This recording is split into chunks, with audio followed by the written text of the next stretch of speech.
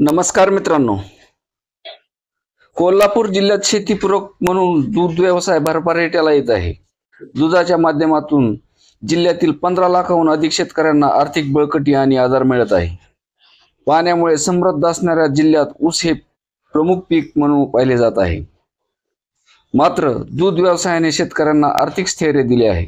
सध्या दुधासह दूध पावडर, पांढरे लोणी, तूप, एनर्जी दूध, लस्सी, मसाला दूध यासारख्या पदार्थाला मोठी मागणी असल्याने चांगला दरही मिळत आहे.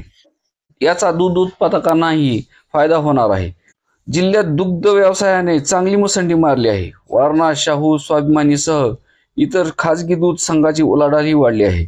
या संघाच्या उलाढालीपैकी 1000 ते 1,500 कोटी रुपये शेतकऱ्यांना मिळतात. तर कोल्हापूर जिल्हा सहकारी दूध उत्पादक म्हणजेच गोकुळ संघाकडून विविध सेवा आणि सुविधासह रोख रकमेच्या स्वरूपात 3,000 कोटी रुपये दिले जात आहेत.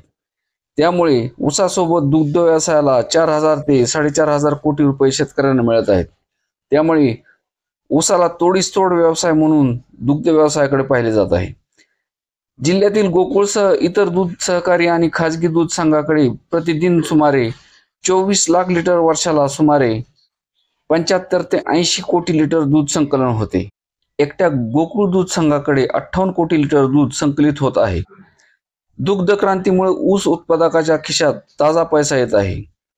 दूध उत्पादकांना उत्पादक खर्चाची जुळवाजुळव करून फायदा मिळवताना तारेवरची कसरत करावी लागत असली तरीही चांगल्या रोजगार निर्मितीसाठी पर्याय असणाऱ्या या व्यवसायाने गोरगरीब शेतकऱ्यांना त्यांचा चरितार्थ चालवण्यासाठी बळकटी मिळत आहे.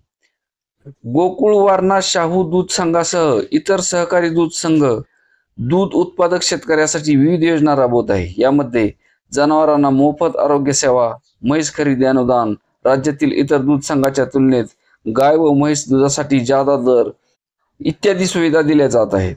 त्यामुळे जिल्ह्यातील चांगला आणि सकस दूध निर्मितीलाही पाठबळ मिळत आहे. दूध व्यवसाय वाढवण्यासाठी राज्य शासनाकडून गायीप्रमाणेच म्हैस दुधालाही अनुदान देण्याची गरज आहे. दूध व्यवसायात चांगली संधी आहे. धन्यवाद.